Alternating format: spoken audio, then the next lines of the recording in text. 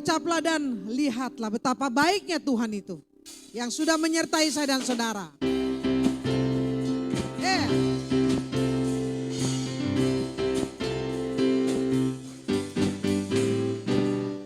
Kecaplah dan lihatlah betapa baiknya Tuhan itu. Rasakan dan nikmati kasih setia Tuhan. Hey, kecaplah, mari bangkit berdiri semua. Betapa baiknya Tuhan itu. Rasakan dan nikmati kasih setia Tuhan. Kasih setia Tuhan. Kasih setia Tuhan. Syukur bagimu Tuhan. Segala hormat bagimu Tuhan. Allah yang mengasihiku. Amin. Allah yang memeliharaku. Syukur bagimu Tuhan. Syukur bagimu Tuhan. Segala hormat bagimu Tuhan. Allah yang mengasihiku. Haleluya. Allah yang memeliharaku. Haleluya. Kita ulang lagi sekali lagi. Kita mau merasakan betapa baiknya Tuhan itu. Kecaplah. Kecaplah dan lihatlah betapa baiknya Tuhan itu. Rasakan dan nikmati kasih setia Tuhan. Kecaplah dan lihatlah betapa baiknya Tuhan itu. Rasakan dan nikmati kasih setia Tuhan. Syukur bagimu Tuhan. Segala hormat bagimu Tuhan. Allah yang mengasihimu. Allah yang memeliharaku. Syukur bagimu Tuhan. Segala hormat bagimu Tuhan. Allah yang mengasihiku. Amin. Allah yang memelihara Selamanya. selamanya. Selamanya. Selamanya. Beri kemuliaan bagi dia. Amin. Amin. Haleluya. Masih tetap semangat. Kita katakan Tuhan Yesus baik. Kita angkat pujian ini bersama-sama dengan semangat. Karena kita tahu rancangan Allah selalu rancangan yang terbaik. Rancangan yang indah bagi saya dan saudara. Oh.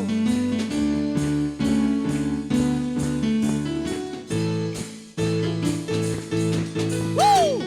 Tiada berkesudahan kasih setiamu Tuhan. Selalu baru rahmat-Mu bagiku.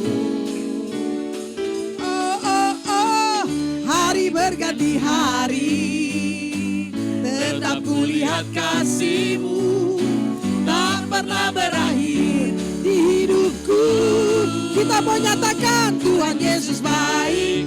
hey, Sungguh amat baik untuk selama-lamanya. Tuhan Yesus baik. Tuhan Yesus baik. Tuhan Yesus baik. Haleluya. Sungguh amat baik. Amin. Untuk selama-lamanya. Tuhan Yesus baik. Tiada berkesudahan. Woo. Tiada berkesudahan kasih setiamu Tuhan. Selalu baru rahmat-Mu bagiku. Oh. Hari berganti hari, tetap kulihat kasih-Mu, tak pernah berakhir di hidupku. Tuhan Yesus baik. Tuhan Yesus baik. Woo. sungguh amat baik. Amin. Untuk selama-lamanya Tuhan Yesus baik. Tuhan Yesus baik. Tuhan Yesus baik. Tuhan Yesus baik. Sungguh amat baik. Oh, sungguh amat baik. Untuk selama-lamanya Tuhan Yesus baik. Cepat katakan Tuhan Yesus. Tuhan Yesus baik. Woo. Sungguh amat baik. Amin. Untuk selama-lamanya Tuhan Yesus baik. Tuhan Yesus baik. Tuhan Yesus baik. Hey. Sungguh amat baik. Haleluya.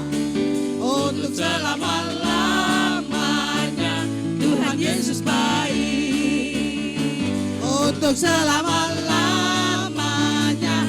Untuk Selama-lamanya. Untuk selama-lamanya Tuhan Yesus baik. Amin. Woo. Haleluya. Silakan duduk saudara. Kita aminkan Tuhan Yesus begitu baik saudara. Amin. Amin. Saudara, saya baru pulang dari pedalaman Kalimantan Barat saudara. Jadi kalau saudara ke mendaratnya di Pontianak, masih harus ke Samarinda. Dari Samarinda saudara harus berangkat ke Ngabang. Dari Ngabang saudara harus berangkat lagi ke arah yang daerah Sintang. Masih berangkat lagi, itu perjalanan Singkawang aja saudara. Dari Singkawang ke daerah pedalaman yang saya tuju itu 9 jam lewat darat. Ya, jalanannya sudah agak mulus sebagian aja. Kalau kita naik mobil kayak kita naik kuda lumping saudara ya. Itu sebagian. Nah saudara, dari tempat tujuan saudara belum sampai, ini 9 jam baru sampai lokasi, lumayan lah. Kita berhenti-berhenti ya saudara, berhenti-berhenti. Nanti kalau mau ke toilet kita cari-cari toilet siapa ya, kita numpang di mana ya. Karena ya rata-rata mereka nggak ada toilet bersih dan kebanyakan juga hanya bedeng-bedeng gitu saudara ya. Udah bagus itu. Dulu saya kan di perahu-perahu saudara ya. Kalau mau ke toilet tinggal bawa sarung, tinggal jongkok saudara. Ya. Nah saudara, waktu kemarin pelayanan yang kita pergi ya, sebenarnya ini untuk orang-orang suku Dayak, di mana mereka banyak yang kerja di kebun kelapa sawit. Ya, di perkebunan kelapa sawit. Nah mereka ini kan mayoritas Kristen. Daripada rumah ibadah lain yang dibangun, saudara. Jadi dari Jakarta ada pengusaha yang sumbang gereja. Walaupun gerejanya bukan yang dari beton ya. Kayak di Jakarta begini saudara ya. Yang penting orang-orang Kristen, orang-orang Dayak yang kerja di daerah kelapa sawit itu bisa beribadah minggu gitu ya. Di bawah satu naungan gereja Protestan. Di bawah naungan sinode gereja Protestan. Jadi dapat informasi memang perjalanan ke lokasi yang kita mau ucapan syukur ibadah di gereja yang baru itu saudara, itu naik trail, motor trail 3 jam. Ya, memang sudah diinformasi nanti Bu Lydia, dari situ kita naik motor trail. Kalau itu kita juga ada open bak, mobil open bak yang rodanya gede-gede itu saudara, bisa melewati perkebunan, dan kalau sampai hujan itu becek-becek bisa lewat sama motor trail. Memang motor trailnya saya lihat bannya juga gede-gede, namanya ngetrail ya saudara ya, untuk bisa melewati becek-becek. Jadi saudara, kita berdua baru pulang dari mana gitu ya, itu daerah pinggang udah encok, ini mau berangkat lagi saudara kemarin ya. Udah kemarin saya bilang sama Pak Yongki, dia juga bilang sama saya, yang kalau naik motor trail itu benar-benar harus pegangan. Jatuh umur sekitar gini, kalau tulang patah goodbye gitu ya. Anak muda kalau tulang patah masih bisa nyambung. Nah umur sekitar kalau retak, kalau patah, wah itu minta hikmat dari Tuhan. Sudah, saya mau Pak Yongki terus doa. Akhirnya saudara, ada sebagian juga beberapa teman yang dari Jakarta naik trail. Ini anak-anak yang maksud bukan anak muda juga, di bawah saya umurnya bangsa 5 tahun gitu ya. Senang naik trail, ibu-ibu saudara ya. Belum lagi saudara, waktu itu saya pikir, wah ini kalau hujan udah ada mendung-mendung. Udah saya naik mobil yang bak kebuka itu. Ya, akhirnya saya naik mobil bak kebuka. langsung perjalanannya ternyata nggak 3 jam, cuma 2 jam. Masuk lagi ke kelapa sawit, di dalam kelapa sawit, naik lagi ke bukit, di atas bukit itu gerejanya. Saya nggak kebayang ya saudara ya, waktu saya naik mobil tuh saya kira cuma rata-rata. Rupanya ini mobil juga harus ngegas. Ngegas naik, baru wung ketemu gereja. Begitu juga motor trailnya. Ya, nggak ada yang berani naik motor trail.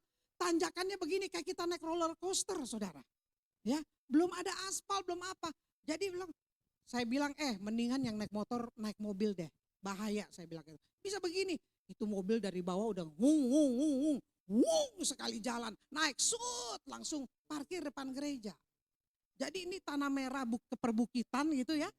Gerejanya di atas itu saudara. Ya, turun juga saudara. Udah kayak naik jet coaster waktu turun. Wung gitu saudara. Wah benar-benar saudara ya. Ini memang saya bilang ke daerah situ. Saya ke daerah Dayak yang lain. Memang saya lewatin Singkawang apa. Saya udah pernah ke daerah-daerah situ.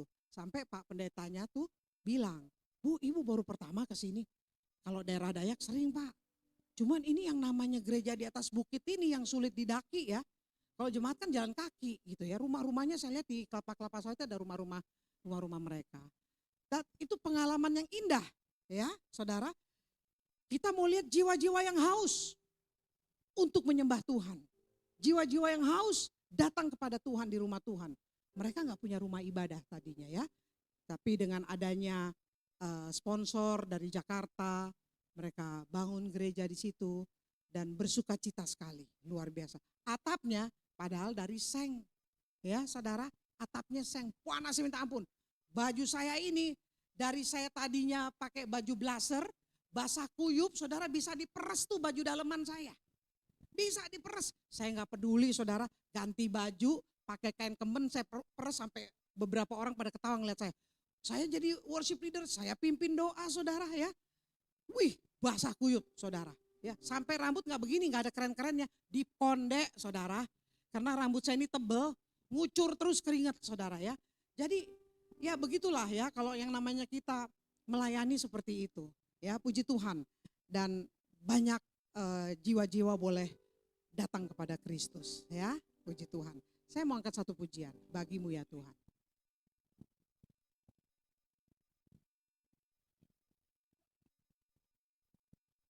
Ini lagu ada di album rohani saya. Musiknya suami saya sendiri, Pak Yongki Ramlan. Full musiknya dia yang bikin. Kiranya pujian ini jadi berkat untuk menyambut hari ini kita boleh memperingati perjamuan kudus. Ya, kita akan melakukan perjamuan kudus. Jadi lagu ini sangat indah, saudara.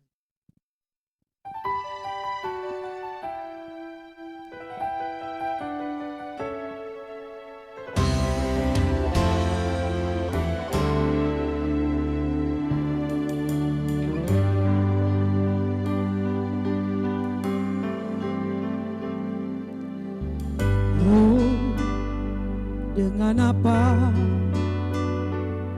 harus ku berikan padamu sebagai terima kasih buat kasih-Mu di dalam hidupku. Nyanyian ribuan malaikat tak dapat melukiskannya. Segalanya telah ku miliki, ku dapat darimu.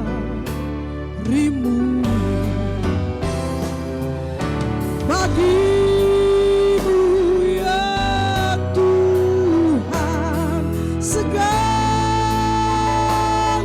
pujian.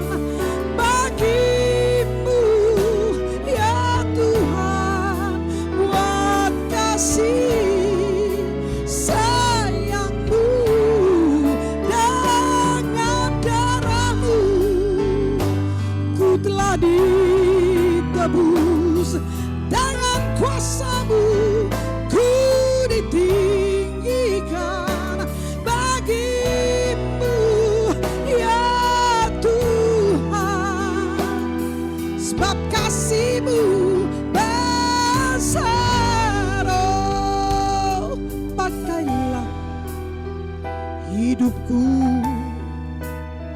untuk menyaksikan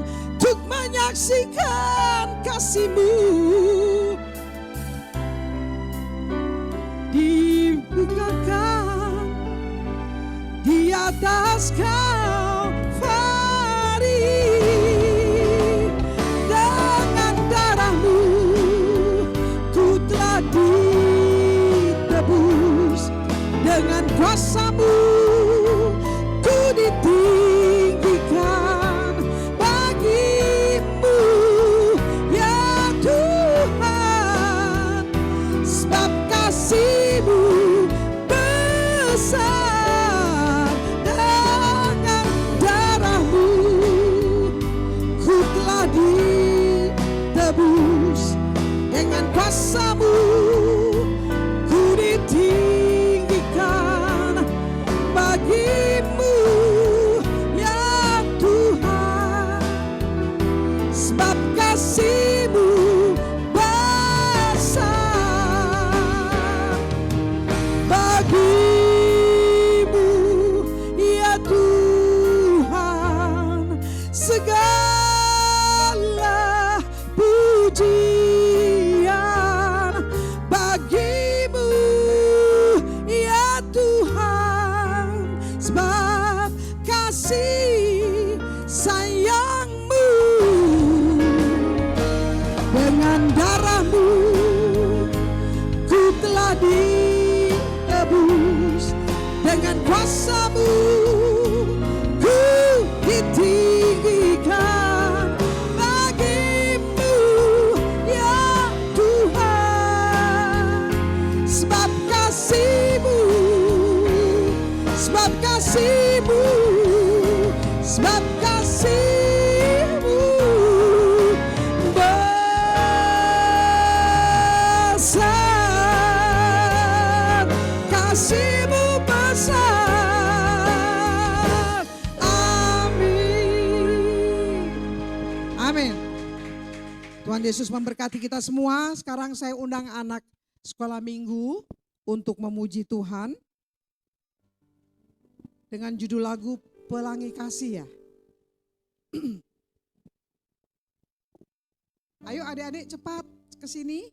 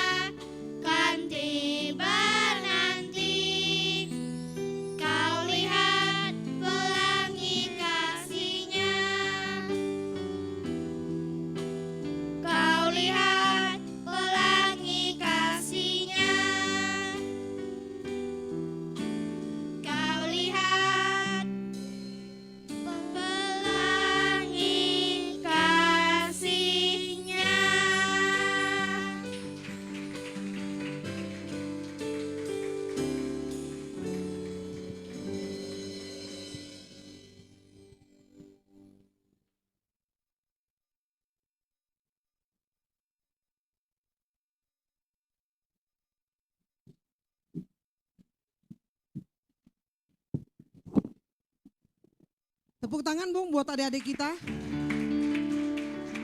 Tadi Pak Yongki bisik-bisik sama saya.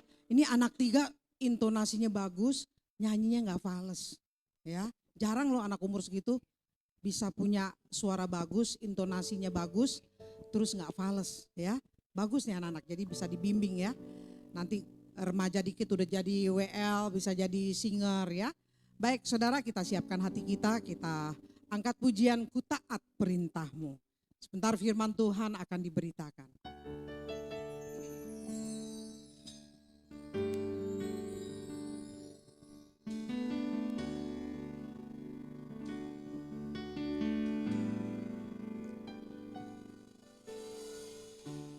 Ku taat perintahmu, ku sabar melakukan, ku yakin Tuhan jawab setiap doaku. Ku taat perintahmu, ku taat perintahmu, ku sabar melakukan, ku yakin Tuhan jawab setiap doaku. Taat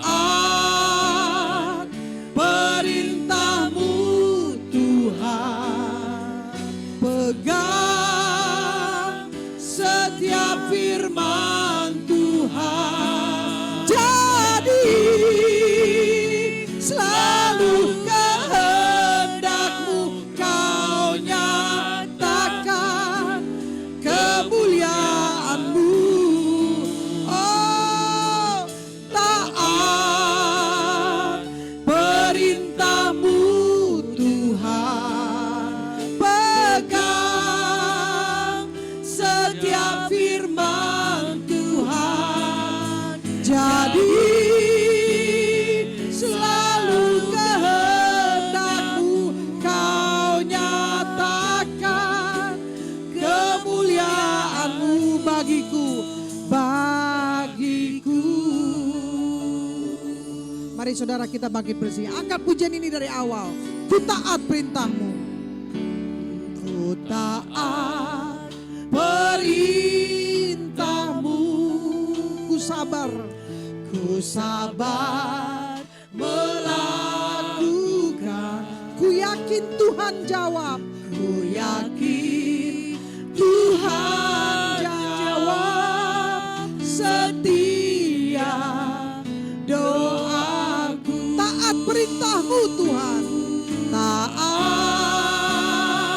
perintahmu Tuhan, pegang setiap firman Tuhan, jadi selalu kehendakmu kau nyatakan kemuliaanmu.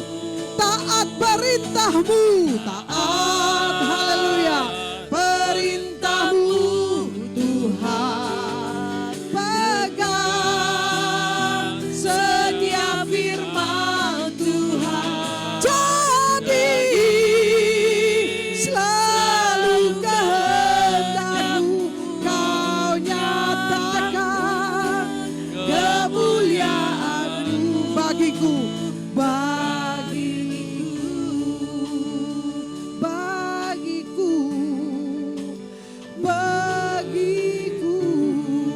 haleluya,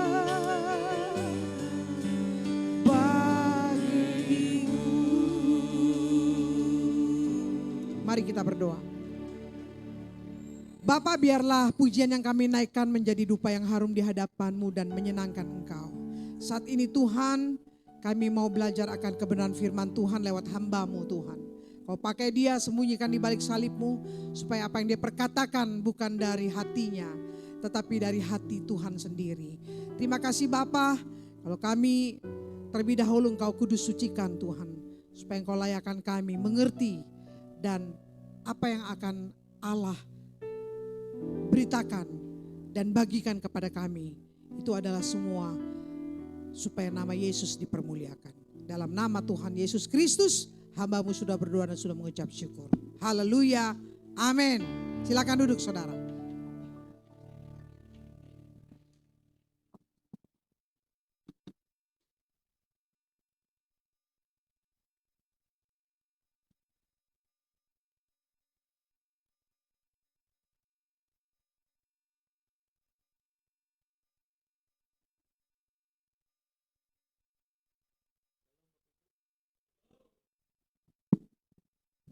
Selamat hari Minggu, senang sekali bisa berjumpa kembali. Sudah cukup lama saya absen, saudara. Begitulah, memang kebetulan kami sibuk, saudara ya. Ada banyak pelayanan ke daerah juga.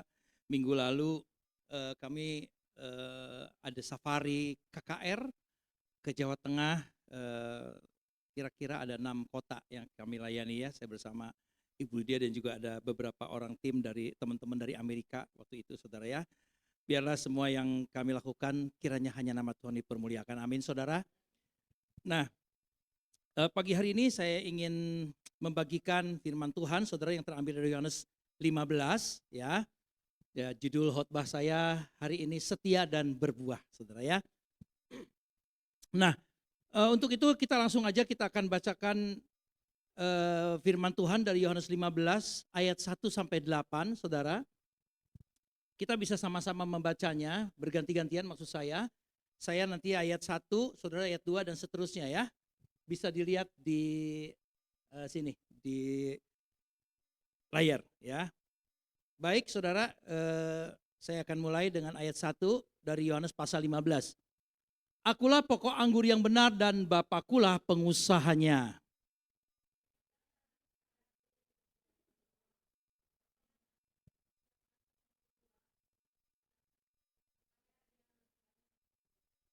Kamu memang sudah bersih karena firman yang telah kukatakan kepadamu.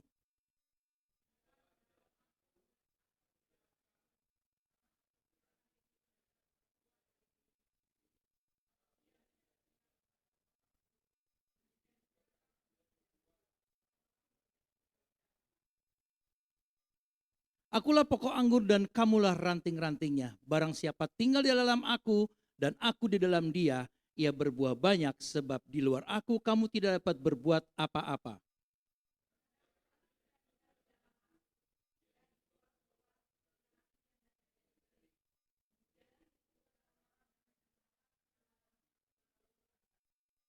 Jikalau kamu tinggal di dalam aku dan firmanku tinggal di dalam kamu, mintalah apa saja yang kamu kehendaki, kamu akan menerimanya.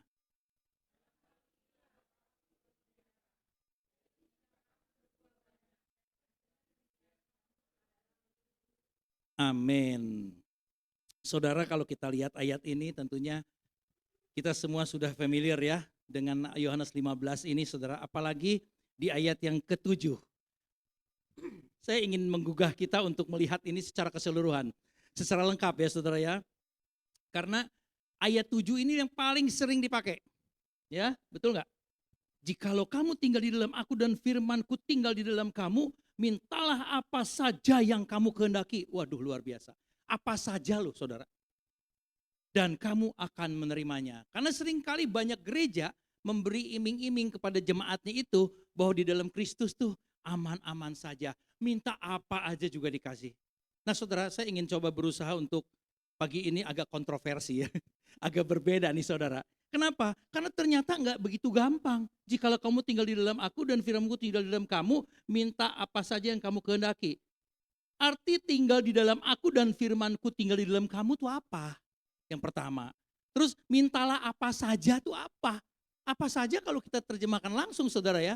Pengertian kita, apa saja itu berarti tidak terbatas, betul nggak? Saudara kalau datang ke rumah seseorang, silakan ada makanan di meja, yang mana yang boleh saya makan? Apa saja, semua berarti bisa. Di sini juga begitu, kalau kita lihat cuman letterlek, cuman hurufiah, dikatakan mintalah apa saja berarti yang kita kehendaki lagi dibilang tuh. Mintalah apa saja yang kamu kehendaki dan kamu akan menerimanya. Kira-kira kalau ini terjadi nggak dalam hidup saudara? Seperti apa yang kita ngerti? Pernah saudara mengalami minta sesuatu tapi yang dikehendaki, tapi Tuhan gak kasih, pernah nggak? Tentu sering. Berarti ayat ini mesti dibuang dong dari Alkitab. Ya, ayatnya jelas banget loh. Mintalah apa saja yang kamu kehendaki dan kamu akan menerimanya. Gitu. Nah saudara, kita akan melihat ayat ini dari sisi yang lain. Makanya saya agak lompat-lompat ya. Saya nanti nggak akan bahas dari ayat 1 saudara. Tapi kita akan coba lompat-lompat sesuai dengan konteks yang akan kita bahas gitu. Nah saudara, apa yang kita baca tadi tidak mudah dimengerti. Kenapa? Karena memang ini ada sebuah narasi atau perikop di mana di sini yang menulis Injil ini sedang menceritakan bagaimana Yesus waktu itu mengkhotbahkan murid-muridnya, kira-kira gitu ya. Sebuah khotbah yang disebutnya khotbah alegoris atau perumpamaan, saudara. Jadi perumpamaan itu adalah menjelaskan sesuatu bagian dari Alkitab, ya, menjelaskan sesuatu dengan cara memakai hal lain. Nah, dalam hal ini, saudara, dalam hal ini adalah hubungan antara Tuhan Yesus sebagai pokok anggur yang benar, orang percaya sebagai ranting-rantingnya. Saudara tentu udah ngerti ya, saudara ya. Tapi kalau cuman dibaca aja saudara, kadang-kadang bingung apa sih maksudnya pokok anggur, apa sih ranting-rantingnya gitu ya.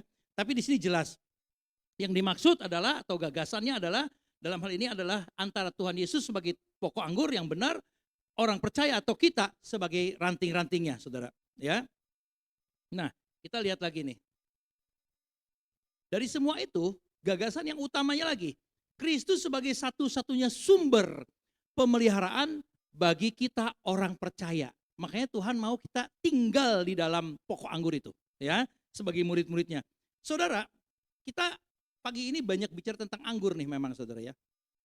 Kenapa saudara? Memang orang Kristen atau kita belajar lewat perjanjian lama, perjanjian baru, di situ banyak sekali kita diajar atau kita mendengar tentang anggur. Dari mulai air anggur, nanti sebentar kita akan perjamuan kudus, saudara udah ngerti ya. Air anggur itu melambangkan darah Yesus. Dari mulai air anggur sampai buah anggur, sampai pokok anggur, sampai kebun anggur itu banyak di Alkitab. Percaya nggak? Percaya ya, karena sudah baca kan. Segala macam ada hal-hal yang berhubungan dengan anggur di dalam Alkitab ini saudara. Nah di dalam perjanjian lama khususnya saudara, anggur ini seringkali dipakai untuk melambangkan darah. Oleh karena itu di dalam perjanjian baru juga Yesus menggunakannya juga menjadi perlambang darahnya dia yang telah tercurah di atas kayu salib. Ya, ingat kita perjamuan terakhir Yesus dengan murid-muridnya, dia memberikan makna Paskah yang berbeda dengan Paskah orang Yahudi. Orang Yahudi merayakan Paskah karena mereka keluar dari Mesir, dari perbudakan. Tapi Yesus memberikan makna yang baru.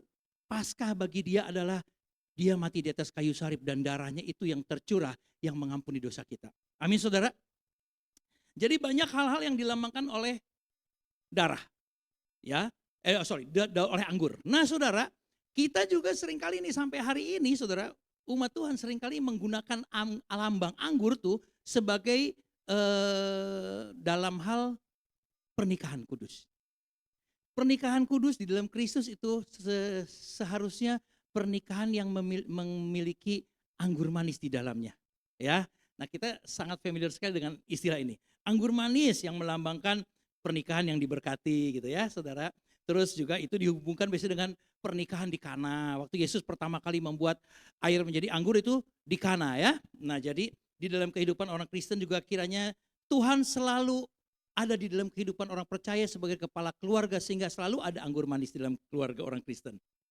Nah saudara kita akan lihat dulu di ayat yang kedua dari Yohanes 15 tadi saudara. Setiap ranting padaku yang tidak berbuah dipotongnya dan setiap ranting yang berbuah dibersihkannya supaya ia lebih banyak berbuah. Saudara dari ayat ini kita didorong untuk mengintrospeksi diri. Kenapa saudara? Di sini ada ancaman soalnya ya saudara ya. Setiap ranting padaku yang tidak berbuah dipotongnya. Ya, nanti ayat yang ke-6 itu ngeri banget tuh saudara. Di ayat ke-6 dikatakan yang tadi kita baca saudara ya.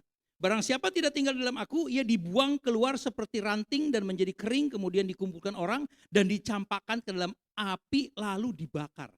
Ya, nah saudara, kalau kita lihat ayat ini saudara ya, kita harus introspeksi diri. Sebenarnya tentang anggur ini, tentang tinggal di dalam Tuhan itu enggak enak-enak banget ayat ini gitu ya.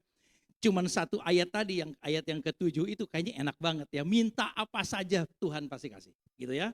Nah saudara, sekarang kita akan renungkan nih saudara. Kalau saudara ketemu sama orang di gereja, mau udah dibaptis kayak belum kayak gitu. Coba saudara iseng-iseng tanya, ngomong-ngomong saudara Kristen bukan ya? Anak Tuhan bukan ya?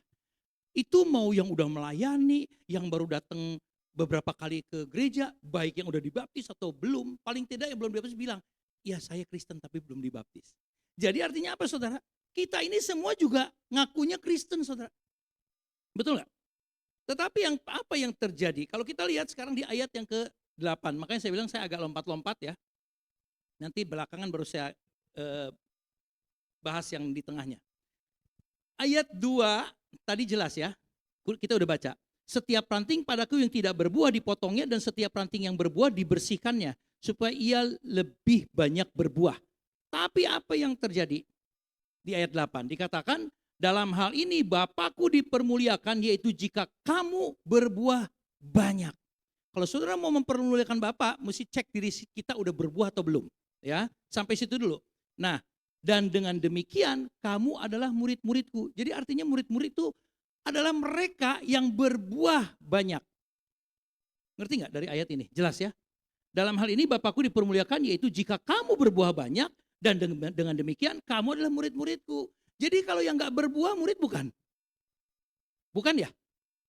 Tentu bukan. Kalau lihat ayat ini jelas banget. Dalam hal ini Bapakku, saya ulang-ulang terus nih. Dalam hal ini Bapakku dipermuliakan yaitu jika kamu berbuah banyak dan dengan demikian kamu adalah murid-muridku. Yang nggak berbuah banyak, apalagi nggak berbuah sama sekali, berarti bukan murid.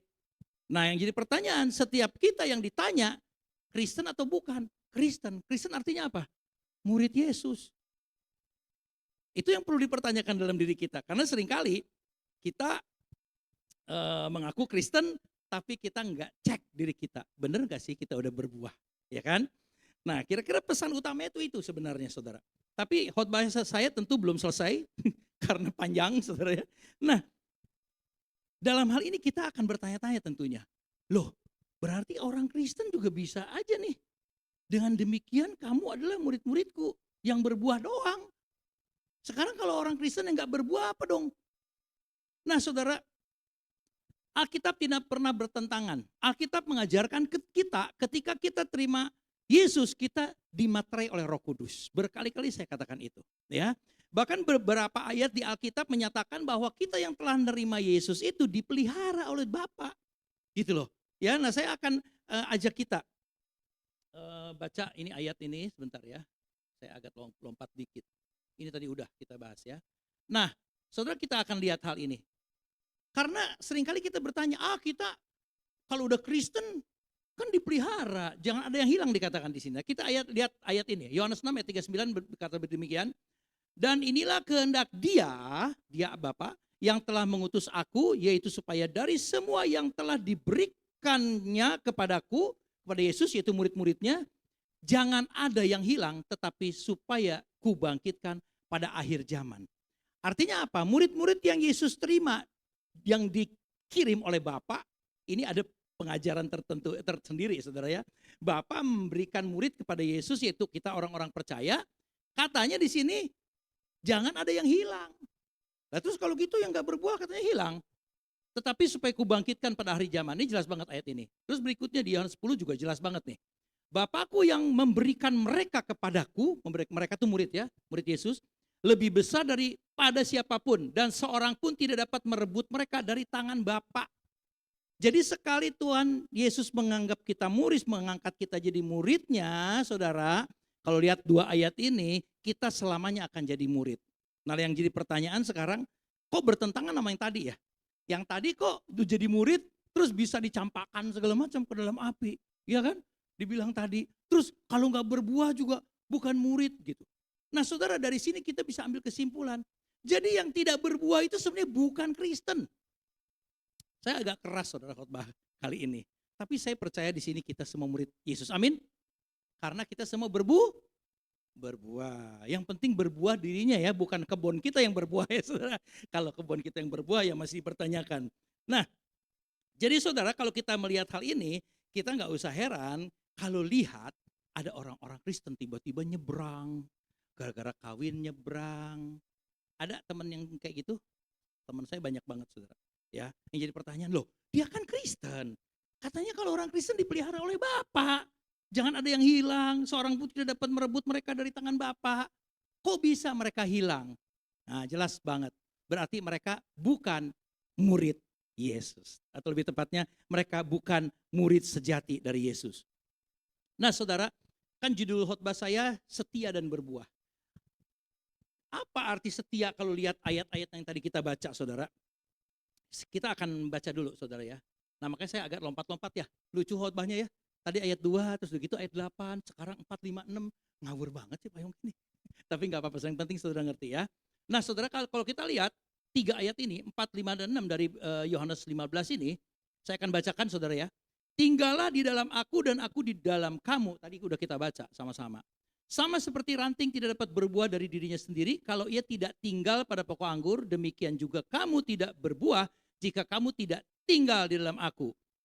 Ayat 5, akulah pokok anggur dan kamulah ranting-rantingnya. Barang siapa tinggal di dalam aku dan aku di dalam dia, ia berbuah banyak. Sebab di luar aku, kamu tidak dapat berbuat apa-apa. Ayat 6, barang siapa tinggal di dalam aku dan aku, ia dibuang keluar seperti ranting. Barang siapa tidak tinggal di dalam aku, ia dibuang keluar seperti ranting dan menjadi kering. Kemudian dikumpulkan orang dan dicampakkan ke dalam api lalu dibakar. Serem ya saudara, ayat 6. Nah sekarang saudara kita akan lihat. Saya sengaja bedakan warnanya, kata tinggal lah. Ini ada kata tinggal lah, kata tinggal, di sini tinggal lagi, di sini tinggal lagi. Saudara, kita banyak melihat kata tinggal. Nah saudara, kalau kita telaah saudara, kata tinggal itu dalam bahasa Yunani itu meno, dipakainya kata meno. Kenapa saya pakai ini? Karena untuk memperjelas ayat ini, artinya apa tinggal saudara ya. Kata meno ini, kalau dilihat artinya dalam bahasa Yunani itu bukan cuma tinggal, bukan semata-mata tinggal, tapi dia juga bisa berarti ini tinggal udah jelas, ini remain itu tetap, ini diam, ini continue. Continue apa? Terus menerus, saudara ya. Dia terus menerus. Sehingga kalau kita lihat, jadi tinggal di dalam aku yang Yesus maksud itu adil adalah kita tinggalnya terus menerus, nggak berhenti-berhenti. Ya, tetap. Jadi ini bisa berarti tetap, bisa terus menerus. Di dalam bahasa orang Kristen biasanya dibilang setia. Amin. Nah, kita satu saat nanti akan belajar bahwa udah pernah kok nggak salah saya pernah khotbahkan bahwa setianya Tuhan atau kasih setia Tuhan kepada kita itu terus menerus. Nggak ada kasih setia Tuhan itu berhenti di tengah jalan. Nah, itu yang Tuhan mau juga kita lakukan. Ketika kita sebagai murid Yesus, kita selayaknya mengasihi dia, setia kepada dia juga meno, tetap, terus menerus atau setia. Bahasa yang dipakai ketika kita baca di Yohanes 15 tadi kata tinggal ya atau tinggallah gitu ya saudara. Nah saudara kita lihat lagi. Ini di kedua ayat ini saya kenapa kutip karena kedua ayat ini menggunakan kata yang sama yaitu meno juga dalam bahasa Yunaninya ya. Jadi Yohanes 14 di ayat 16 dan 17 ini tentang janji Roh Kudus. Aku akan minta kepada Bapa dan ia akan memberikan kepadamu seorang penolong yang lain supaya ia menyertai kamu selama-lamanya. Dipakai juga kata meno di sini. Selama-lamanya ya. Jadi Roh Kudus itu tinggal di dalam kita berapa lama atau menyertai kita? Lihat di sini. Selama-lamanya. Cocok sama yang tadi ya. Memang kita tidak akan hilang katanya. Kita dipelihara oleh Bapa. Terus yang berikutnya, di ayat berikutnya. Yaitu roh kebenaran. Roh kebenaran ini, lihat saudara. Dunia tidak dapat menerima dia sebab dunia tidak melihat dia dan tidak mengenal dia. Tetapi kamu mengenal dia, yaitu roh kebenaran. Sebab ia menyertai kamu dan akan diam di dalam kamu. Di ayat sebelumnya dikatakan selama-lamanya, ini diam di dalam kamu. Kalau saya gabung dua ayat ini, artinya Roh Kudus akan diam selama-lamanya di dalam kamu. Setuju nggak dengan saya? Ya. Jadi Roh Kudus akan diam di dalam kita selama-lamanya. Ini statementnya nih, kesimpulannya. Lah, mana nih? Oh, oke lah. Setia, jadi berarti setia kita kepada Tuhan itu artinya tinggal tetap atau taat terus-menerus di dalam Kristus sebagai firman yang hidup. Ya. Jadi nggak ada alasan untuk kita tidak setia kalau kita memang mengklaim diri kita benar-benar murid sejati. Ya. Oh, ini udah. Oke, Saudara. Nah, jadi kalau orang Kristen, Saudara, sebagai ranting itu tentu tidak dapat artinya dari apa yang tadi kita baca. Tidak dapat kita hidup sendiri. Kita harus tinggal atau nempel kepada pokok anggur. Begitu kita lepas dari pokok anggur, kita akan mati. Ya, kira-kira itulah arti daripada keseluruhan ayat yang kita tadi baca. Nah, Saudara, kita sebagai ranting, semakin kita menyadari bahwa kita ini perlu nempel kepada pokok, Saudara, maka kita akan semakin baik karena kita menyadari bahwa tanpa pokok anggur itu kita tidak akan bisa hidup. Makanya orang Kristen, kita tidak pernah bisa hidup tanpa kita tinggal di dalam Yesus. Kira-kira itu ya, Saudara ya. Nah, karena kita sangat menyadari kita penuh dengan kelemahan. Ketika kita nempel pada pokok anggur itulah maka kita akan mendapatkan kekuatan dari pokok anggur. Sama seperti ranting-ranting itu dapat makanan, sumber makanan, air, sari-sari, makanan dan sebagainya, gizi lah ya. Itu lewat pokok anggur, ya. Begitu ranting itu lepas dari pokok anggur pasti dia akan mati, ya. Nah, Saudara, kita akan baca ini. Untuk bersekutu dan tinggal di dalam Kristus itu nggak gampang, Saudara. Makanya tadi saya bilang ya, yang paling gampang itu apa saja yang kamu minta dalam namaku, aku akan memberikannya, kamu akan menerimanya. Itu yang gampang. Tapi ternyata, Saudara, untuk bersekutu dan tinggal dalam Kristus itu menuntut beberapa hal. Ya, nah sekarang kita cek diri kita. Kita dituntut untuk ada penyembahan di dalam kehidupan kita. Yang kedua, ada perenungan akan firman Tuhan. Karena orang yang punya Roh Kudus pasti akan rindu terus untuk baca firman Tuhan. Dengar firman Tuhan. Di sini udah teruji ya. Rajin-rajin ini orang-orang yang di gereja kedamaian ini. Rindu selalu mendengarkan firman Tuhan. Membaca firman Tuhan. Terus ada doa yang berkesinambungan. Bukan minggu ini berdoa, minggu berikutnya istirahat dulu. Enggak, Saudara. Tapi berdoa yang berkesinambungan. Dan pelayanan serta pengorbanan. Pelayanan ini jangan Saudara yang dianggap pelayanan bukan cuma melayani di sini ya Saudara ya. Saudara nggak melayani musik, nggak melayani worship leader, nggak melayani singer juga. Ketika Saudara melakukan hal yang baik kepada tetangga mungkin, kepada saudara, kepada siapapun. Saudara juga bisa melayani hamba-hamba Tuhan, bisa melayani teman-teman seiman. Itu juga udah melayani Saudara ya. Jadi jangan ada kecil hati. Saya pernah khotbah, saya bilang melayani. Saya nggak sempat uraikan Saudara, ada yang protes. Pak, saya nggak melayani Pak. Jadi gimana dong? Oh bukan itu ya.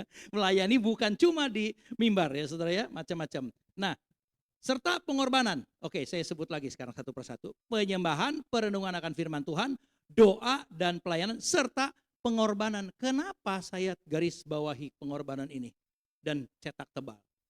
Karena ini perlu kita renungkan Saudara. Karena apa? Yang lain-lain ini kita udah familiar lah. Siapa yang nggak ngerti? Ya, penyembahan, perenungan akan firman Tuhan, doa, pelayanan, siapa yang gak ngerti? Semua juga ngerti istilah ini. Tapi istilah pengorbanan ini luas sekali Saudara. Pengorbanan itu kayak apa gitu Saudara ya. Nah Saudara kita akan lihat. Pengorbanan dalam konteks ini Saudara, ada saya tulis saja dua gitu ya. Karena memang dibagi dalam dua kategori ini. Yaitu pengorbanan yang aktif. Apa itu pengorbanan yang aktif? Saudara ini paling familiar dengan ini.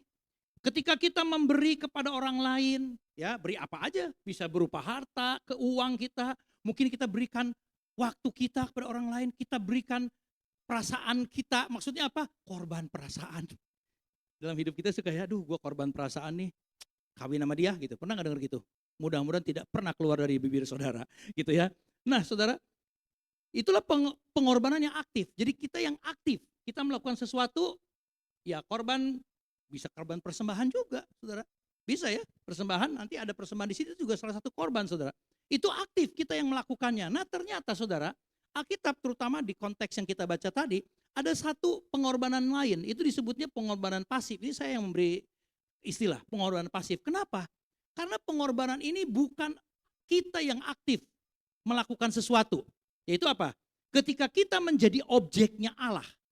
Ketika kita menjadi objeknya Allah dengan cara mengalami pemangkasan atau pembersihan yang dilakukan oleh Allah sendiri. Tadi kita baca di ayat 1 kan? Ya, bagaimana yang berbuah itu dibersihkan, ya kan? Kita akan mengalami ini. Nah, ini dia lakukannya oleh Allah sendiri. Makanya dibilang ini pengorbanan pasif, ya. Kitanya tidak melakukan apa-apa, tapi kita jadi korban. Dalam tanda petik ya, bukan korban seperti yang kita mengerti sekarang. Ini kira-kira begitu, Saudara. Kenapa, Saudara? Nah, kita lihat sini. Dari pasal 15 ini kita akan baca ayat 1 dan 2 ya. Jadi maafkan saya kalau saya lompat-lompat, Saudara. Ayat 1. Akulah pokok anggur yang benar dan Bapakulah pengusahanya. Setiap ranting padaku yang tidak berbuah dipotongnya dan setiap ranting yang berbuah dibersihkannya supaya ia lebih banyak berbuah. Nah ini Saudara, saya cetak tebal. Yang pertama, Bapakulah pengusahanya. Ya, Yesus pokok anggur, tapi Yesus mengambil suatu analogi, perumpamaan bahwa Bapa di sorga itu sebagai pengusahanya. Oke? Nah terus di sini dikatakan, setiap ranting yang berbuah dibersihkannya supaya ia lebih banyak berbuah. Dalam hal ini kalau dibersihkan ini positif nggak? Positif ya, beda sama tadi yang dipotong, dibuang, dicampakkan ke dalam api. Itu lain lagi, itu yang nggak berbuah. Sekarang yang berbuah kita nih, yang udah berbuah Saudara. Tapi firman Tuhan bilang, setiap ranting yang berbuah dibersihkannya supaya ia lebih banyak berbuah. Yang jadi persoalan sekarang, yang membersihkan itu siapa? Bapak sebagai pengusahanya. Pengusaha kebun anggur. Ya, nggak main-main kalau Bapak yang ngebersihin.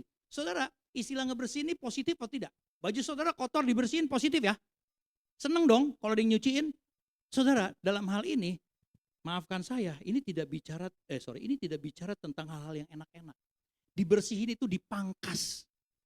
Meskipun bukan dibuang, Saudara, tapi dibersihkan itu diberikan perlakuan supaya kita menjadi bersih, tapi itu menyakitkan. Itu yang dimaksud dibersihkan atau dipangkas. Jadi tujuan Bapa memangkas kita, membersihkan kita supaya kita menjadi lebih banyak berbuah. Yang gak berbuah udah ada dibuang, campakkan ke dalam api. Tadi ya, denger ya ayatnya, serem kan? Tapi yang berbuah juga gak enak-enakan. Mungkin sekarang Saudara boleh mikir, iya juga ya. Gue udah percaya Yesus, gue yakin udah punya Roh Kudus. Tapi kenapa kok gue ngalamin yang gak enak, malah tetangga gue yang gak percaya, enak aja tuh hidupnya. Nah saudara bukan dibuang, saudara bukan dipotong, apalagi dicampakkan ke dalam api neraka. Enggak saudara sedang diproses oleh Tuhan, dibersihkan atau dipangkas. Jadi ayat ini nih, jadi hari ini saya lebih fokus ke dibersihkannya ini daripada yang minta apa saja kamu akan menerimanya. Ya, jadi nah sekarang saudara, kalau sebuah kebun anggur ada proses pembersihan itu saudara, tentunya itu dilakukan bisa oleh si pemilik, pengusaha itu, bisa juga oleh orang-orangnya atau pegawai-pegawainya gitu ya. Kira-kira seperti itu saudara. Nah, jadi artinya apa saudara? Si pengusaha anggur itu dia punya peranan sekali di dalam kebun anggur itu dirawat. Dalam perawatan kebun anggur itu si pengusaha punya peran sekali. Ya, dan Yesus bilang ini adalah peran Bapaknya, itu Bapa di sorga. Ya, jadi Bapak itu akan membersihkan kita, akan memangkas kita, saudara, supaya ranting-ranting yang ada pada kita semakin banyak lagi menghasilkan buah, ya saudara. Nah, yang jadi pertanyaan sekarang, bukan pertanyaan sih, yang menjadi kita surprise saudara ya. Seringkali orang Kristen tuh berdoa, sering gak dengar orang Kristen berdoa, Tuhan jadikanlah kami hamba-hambamu, biar kami semakin dibentuk, semakin berbuah-buah. Pernah dengar gitu? Wah, kalau dilihat firman Tuhan ini, lu mau berbuah-buah, iya siap-siap dibersihin, siap-siap dipangkas. Jadi persoalannya sekarang, banyak orang Kristen minta doa kepada Tuhan supaya dia hidup berbuah-buah, tetapi gak mau mengalami proses pemangkasan. Begitu mengalami proses pemangkasan, udah mulai komplain sama Tuhan. Kok begini, kok begitu, gitu ya saudara ya. Nah, apa yang Tuhan lakukan? Ini saya agak lewat-lewat dikit ya. Nah ini saya lewat ya. Nah, ketika Bapa kita melakukan pemangkasan terhadap kita, saudara, pada saat itulah kondisi kita paling dekat dengan Bapa. Ini saudara bayangkan ya, itu pemangkasan itu gambar nih saudara. Ini gambar nih, gambar pemangkasan. Tidak ada waktu yang paling dekat seorang pemilik kebun anggur atau siapapun, bisa juga dia suruh yang lain saudara ya. Selain ketika Bapa itu memangkas kita ya. Jadi Bapa kita di sorga tidak pernah lebih dekat dengan kita daripada saat dia memangkas membersihkan kita. Makanya jangan heran saudara. Ketika saudara mengalami pergumulan hidup, yaitu dalam hal ini dalam keadaan dipangkas Tuhan, lagi dibersihin Tuhan, seringkali kita merasa dekat dengan Tuhan, betul gak? Kita suka berpikir memang kita memang kalau lagi susah gitu, baru dekat sama Bapa, kita doa gitu ya saudara ya. Kadang-kadang kalau kita lagi senang-senangnya kita lupa dengan Bapa di sorga, lupa dengan Tuhan Yesus. Seringkali begitu. Tetapi kalau kita lihat ayat ini saudara, ketika kita dibersihkan Tuhan itu sebenarnya Allah sendiri yang merangkul kita, mendekati kita. Supaya kita tahu ini bukan pekerjaan iblis, tapi pekerjaan Dia. Banyak ketika kita mengalami pembersihan, mengalami pemangkasan ini, mengalami pergumulan hidup, pada saat itulah kita semakin dekat dengan Bapa. Sehingga apa yang terjadi? Hidup kita semakin berbuah-buah. Memang itu sesuai dengan firman Tuhan. Ya. Nih, saudara, pemangkasan memang menyakitkan, tetapi juga membantu. Pergumulan hidup kita seringkali menyakitkan kita karena Bapa memang sedang memangkas kita, sedang membersihkan kita. Kita mungkin tidak menikmatinya, tetapi kita membutuhkannya. Percayalah saudara, kalau saudara hidup tenang-tenang aja, gak pernah ada pergumulan, gak ada pernah tantangan, gak ada pernah mengalami hal-hal yang gak enak itu saudara. Justru saya pertanyakan hidup saudara. Ya, serem ya. Oke saudara, nah sekarang gini pertanyaannya, bagaimana cara Bapa memangkas kita? Itu pasti jadi pertanyaan. Bagaimana cara Bapa membersihkan kita saudara? Ada beberapa cara tentunya saudara, ini juga saya rasa saudara udah familiar sama semua ini. Yang pertama, terkadang Dia hanya menggunakan firman. Ini yang paling ringan saudara. Saudara misalkan ditegur lewat firman Tuhan. Sering ya ngalami gitu ya? Anak-anak Tuhan bilang, ih itu pendeta itu diurapi bener loh. Gua dengerin dia punya firman, pas banget buat gua. Sering ya? Kalau pas banget buat guanya itu hal-hal yang enak tuh biasanya seneng-seneng aja gitu ya. Tapi kalau pas teguran yang keras dari mimbar saudara, atau siapapun lah, gak harus dari mimbar lah. Bisa kita lagi sharing dengan teman aja juga bisa Tuhan pakai teman kita. Ya. Nah jadi saudara, terkadang kita dia hanya menggunakan firman Tuhan ya, atau lewat khotbah atau apapun dengan kata lain, dia menegur untuk menginsiafkan kita ya, dan tujuannya untuk mentahirkan kita sebenarnya. Nah, tapi ada nih. Nah, ini saudara yang kedua, terkadang dia harus menghajar kita. Jadi bukan cuma ditegur, kalau saudara cuma ditegur lewat mimbar mesti bersyukur. Karena firman Tuhan juga bilang saudara di Ibrani 12 ayat 6 katakan, karena Tuhan menghajar orang yang dikasihinya dan Ia menyesah orang yang diakuinya sebagai anak atau diakuinya sebagai murid. Ya, oleh karena itu mulai sekarang kalau aduh kok gue ngalamin kayak gini nih hidup nih gitu. Gak usah takut saudara. Ingat, Bapa di sorga sedang membersihkan saudara. Bapa di sorga sedang memangkas saudara. Sakit sih sakit, tapi percaya. Karena Allah telah selalu memelihara kita orang-orang percaya saudara. Dia mau kita juga tetap berbuah. Dan bagaimana kita bisa menjadi dewasa, bagaimana kita bisa berubah, apalagi kita mau jadi seperti Kristus. Kalau mengalami ini aja kita gak mau. Gitu ya. Ini yang ketiga saya lupa catat ya saudara. Yang nomor 3, tapi gak usah lihat sini gak apa-apa. Jadi ada hal yang ketiga sebenarnya. Karena terkadang juga Bapak memakai siapa saja atau apa saja menjadi pekerjanya dalam proses ini. Tadi saya katakan, pemilik kebun itu, kebun anggur atau pengusaha anggur itu bisa dia sendiri yang melakukan. Karena banyak pengusaha-pengusaha kebun itu yang melakukan sendiri, ya kan? Tapi banyak juga mereka kalau kebunnya udah besar gitu, udah pakai pekerja gitu ya. Saya dulu sempat lagi zaman pandemi, saya ngurusin tanaman-tanaman di rumah tuh. Kan di rumah terus ya, ya. Saya jadi seneng, tanaman itu, yang bagus-bagus dah. Mulai waktu itu mulai ngerti tuh. Aduh sekarang udah lupa lagi sudah. Pandemi udah lama sih berlalu. Dulu saya hafal tuh nama-nama pohon-pohonan. Saya beli banyak banget. Ada yang beli, ada yang dikasih sama temen. Begitu udah selesai pandemi, udah mulai kelayaban lagi kan. Pergi kelayaban dalam tanda petik ya saudara ya. Kita melayani. Pergi kadang-kadang lama, ditinggal tanamannya. Mulai pada mati. Akhirnya saya pindahin ke rumah saya di Cibubur. Ada pembantu kan. Nah, akhirnya di sana saya tinggalkan, diurus sama pembantu saya. Begitu juga Bapak. Cuman bedanya saya ngalamin pandemi jadi ngurus tanaman. Bapak di sorga nggak perlu nungguin pandemi dulu saudara. Dia bisa melakukan itu langsung kepada kita. Makanya tadi saya katakan, pada saat itulah posisi atau kondisi yang paling dekat kita dengan Bapa ketika dia membersihkan kita. Nah saudara, jadi di sini dikatakan kadangkala Bapa juga memakai apa atau siapa saja menjadi pekerjanya dalam proses ini. Saudara mungkin pernah mendengar atau saudara sendiri pernah mengucapkan gini, aduh nih memang laki gue lagi dipakai setan nih. Pernah dengar gak gitu? Tapi saya pernah dengar loh saudara. Waduh ini gue ada masalah gini-gini, adek gue dipakai setan. Bini gue dipakai setan. Seringkali dengar gitu saudara. Kalau orang yang mengerti ini dan dia memang anak Tuhan atau murid sejati, ketika dia ngalami ini dia tidak akan bilang itu orang yang bikin dia kesel gitu dipakai setan. Karena kalau kita lihat ini, poin ketiga ini saudara, Tuhan bisa pakai apa saja, siapa saja. Begitu juga sebaliknya, Tuhan bisa juga memberkati kita, bahkan lewat orang-orang gak percaya Yesus. Pernah ngalamin begitu atau pernah dengar orang lain? Saya punya teman di Surabaya, seorang gembala GPDI saudara. Pembangunan gereja GPDI itu lebih dari 50% dibantu orang Muslim. Pak Haji, saya sampai dikenalin sama Pak Haji itu.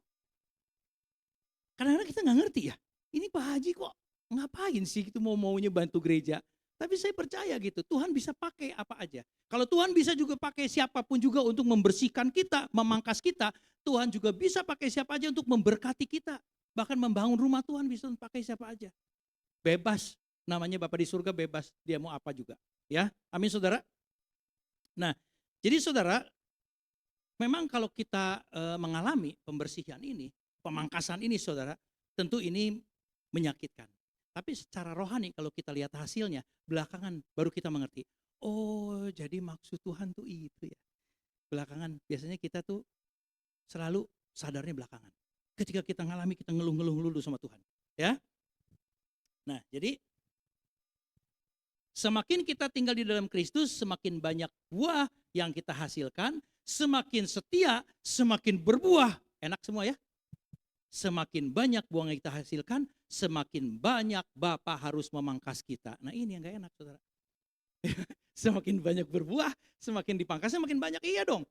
Kalau buah cuma dikit-dikit mah gak perlu pemangkasan yang banyak-banyak saudara. Tapi begitu buahnya banyak, pemangkasannya juga jadi banyak gitu saudara ya. Nah.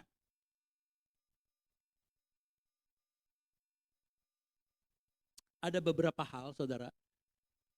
Dalam hal kita tinggal di dalam Kristus ini.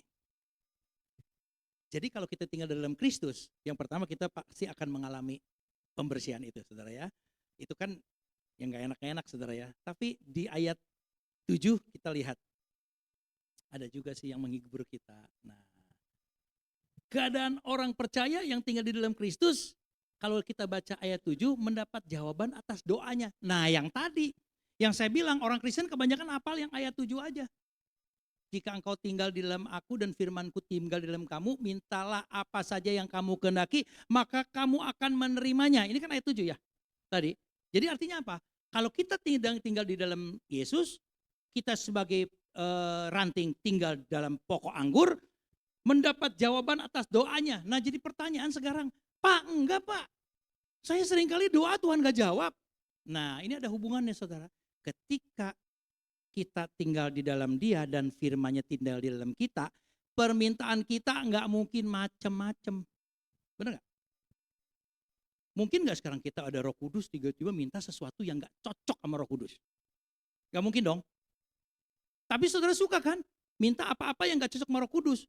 Terus Roh Kudus tinggalin kita gitu? Enggak saudara. Roh Kudus cuman seringkali didukakan sama kita. Seringkali Roh Kudus ngingetin kita, lo jangan macam-macam minta. Kalau kita udah punya Roh Kudus, kita peka saudara. Ketika kita minta nih, penghasilan baru sebulan misalnya 5 juta. Tuhan saya mau tahun ini saya dapat mobil gitu. Kalau dapat mobil untuk pelayanan, untuk antar jemput jemaat ke gereja. Doanya kayak gitu nih. Sesuai nggak dengan Roh Kudus? Sesuai dong. Dikasih, saya sih yakin. Persoalannya sekarang, jangan dipakai buat kemana-mana, cuma buat ngejemput doang gitu. Ya saudara. Nah, jadi artinya apa saudara? Kalau kita di dalam Tuhan, permintaan kita tidak akan ngawur, tidak akan aneh-aneh. Ya, makanya cocok kayak firman Tuhan bilang. Jika engkau dalam aku dan firman-Ku tinggal di dalam kamu, minta apa saja yang kau kehendaki, Tuhan tahu. Yang kita kehendaki pasti cocok sama Dia. Ya, saudara. Nah, ini yang pertama. Yang kedua, keadaan orang percaya yang tinggal di dalam Kristus itu pasti menghasilkan buah. Ya, jadi ada hubungannya sekali nih. Setia tinggal di dalam Dia, nempel, pasti menghasilkan buah. Di ayat yang ke-8 tadi kan. Nah oke saudara, sekarang gini. Ini yang terakhir ya saudara, yang terakhir kita lihat apa itu buah. Karena ini penting sekali. Kita seringkali taunya cuma satu, cuma buah roh doang. Kasih, sukacita, damai sejahtera, kesabaran, kesetiaan, kebaikan dan sebagainya. Ya, taunya itu doang. Tapi apa yang dimaksud dengan buah saudara? Jadi buah ini, ranting menghasilkan buah bukan untuk dirinya sendiri. Ada sebuah ranting anggur ketika anggurnya dipetik terus dia marah-marah. Anggur dipetik nih sama si pengusahanya. Dia marah-marah, enak aja ini kan gue punya.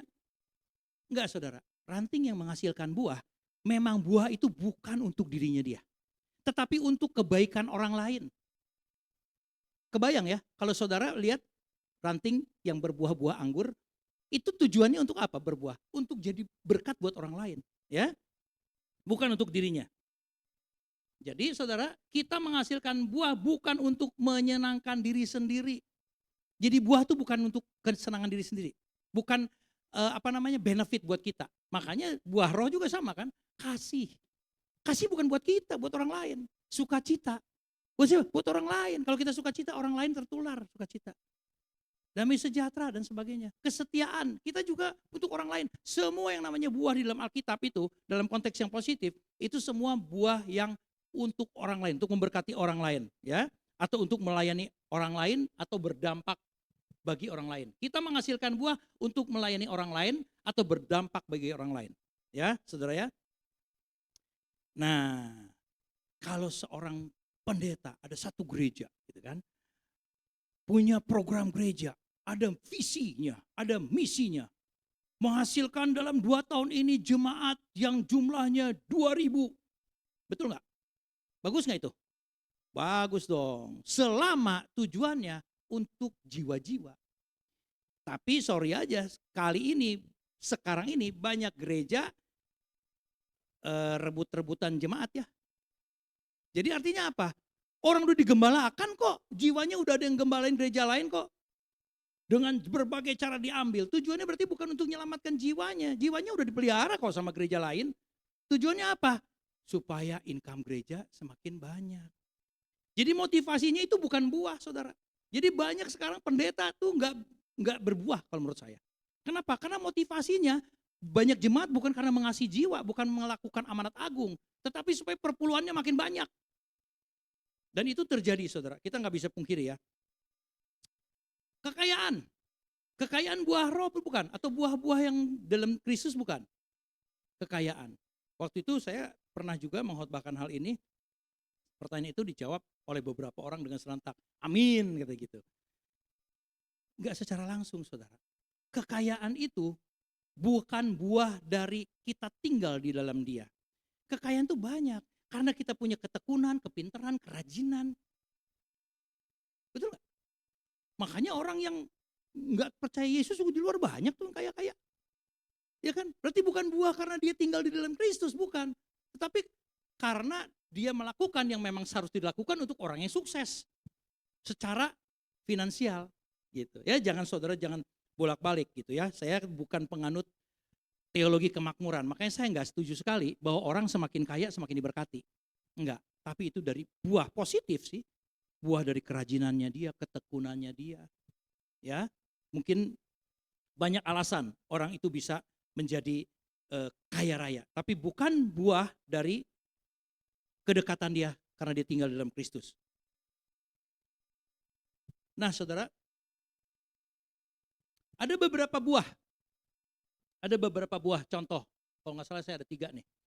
Jadi yang pertama yang orang Kristen atau murid Yesus perlu punya goals untuk supaya berbuah. Ini ya yang pertama. Buah yang dihasilkan ketika kita memenangkan jiwa bagi Kristus. Ada orang yang gak pernah melayani Tuhan secara langsung, gak pernah naik mimbar, gak pernah jadi singer, worship leader, pemain musik, jadi petugas apapun di gereja saudara. Tapi dia mulutnya gatel kalau gak bersaksi tentang Yesus. Ada yang begitu? Ini kalau dengar cerita kesaksian mamanya Lydia itu, dia terima Yesus, udah dikasih tahu, dia sendiri yang bilang, "Ntar jangan bilang-bilang sama adik-adikmu ya," ke Lydia gitu. Tanpa setahu kita, dia cerita-cerita sama adiknya sampai diusir ke rumah adiknya. Kenapa? Nggak tahan untuk ceritain Yesus, bersaksi tentang Yesus. Dan itulah buah, ya. Jadi buah yang pertama ini berhubungan dengan Matius 28 ayat 9, atau ini bisa kita kenal dengan amanat agung ya saudara ya. Karena itu pergilah jadikanlah semua bangsa muridku dan baptislah mereka dalam nama Bapa, Anak dan Roh Kudus. Pak, saya emang nggak bisa ngebaptis, nggak apa-apa. Saudara beritakan aja Injil. Orang percaya bawa ke gereja sini, benar nggak? Ya. Nah terus juga di Kisah 1 ayat 8 jelas sekali, tetapi kamu akan menerima kuasa kalau Roh Kudus turun. Ya, Roh Kudus sudah di dalam diri kita, turun ke atas kamu, kita udah jadi murid dia. Dan kamu akan menjadi saksiku di Yerusalem dan di seluruh Yudea dan Samaria dan sampai ke ujung bumi. Jadi ini buah yang konteksnya menjangkau jiwa-jiwa. Ya saudara. Nah ini yang kedua. Buah yang membawa kita ke dalam kekudusan. Buah-buah ini dalam kekudusan kalau kita lihat di Roma 6:22 dikatakan, tetapi sekarang setelah kamu dimerdekakan dari dosa dan setelah kamu menjadi hamba Allah, kamu beroleh buah yang membawa kamu kepada pengudusan dan sebagai kesudahannya ialah hidup yang kekal. Buah juga bisa menjadikan kita kudus, ya. Nah, ini saudara, sebenarnya ada yang ketiga nih. Saya lupa catat di PowerPoint, nggak apa-apa. Tapi ini karena paling familiar dengan kita. Buah yang dihasilkan yang ketiga itu adalah buah roh. Saudara kita akan baca, nggak ada di sini. Kalau mau buka Alkitab boleh, tapi saya akan bacakan saja tentang ini saudara ya. Kita semua sebenarnya udah tahu. Dari Galatia 5 ayat 22-23. Galatia 5 ayat 22-23 bisa juga buka Alkitab saudara, bisa juga dengarkan saya. Demikian firman Tuhan. Tetapi buah roh ialah kasih, sukacita, damai sejahtera, kesabaran, kemurahan, kebaikan, kesetiaan, kelemah lembutan, penguasaan diri. Tidak ada hukum yang menentang hal-hal itu. Nah ini pertanyaannya, buah roh ini ada nggak dalam kita? Kalau kita udah mengklaim diri kita sudah berbuah, kita tinggal di dalam Yesus, mesti ada buah roh ini. Kita menjadi orang yang penuh kasih, sukacita, damai sejahtera yang saya bilang tadi. Hal ini semua itu berdampak kepada orang di sekitar kita, bukan buat diri kita. Ya, nah saudara, ngomong-ngomong tentang buah, ya, fruit kalau dalam bahasa Inggris kan, ini bukan buah-buah roh loh. Kalau buah-buah roh tuh dalam bahasa Inggrisnya fruits, gitu ya. Terus di dalam bahasa aslinya kalau kita lihat, sini pun sifat dari buah ini adalah singular atau tunggal. Artinya apa saudara? Jadi seringkali kita sebagai orang Kristen bilang, aduh kita mesti mempunyai buah-buah roh. Sebenarnya kurang tepat saudara buah-buah roh. Karena apa? Buah-buah roh itu jadi buahnya banyak. Kalau buahnya banyak kita bisa pilih. Benar nggak? Tapi karena dikatakan di Alkitab dalam bahasa Yunani sendiri itu adalah tunggal atau singular saudara. Sehingga buah itu cuma satu. Buah roh itu cuma satu. Yang kategorinya banyak. Jadi artinya apa? Kalau kita mengklaim diri kita memiliki buah roh saudara, itu mesti paket. Satu paket. Nggak bisa nih. Kasih, sukacita, damai sejahtera, kesabaran, kemurahan, kebaikan, kesetiaan. Nah, saya punya. Tapi kalau kelemah lembutan saya belum tuh. Saya masih suka kasar sama istri saya. Kalau kurang-kurang saya sampai suka banting istri saya.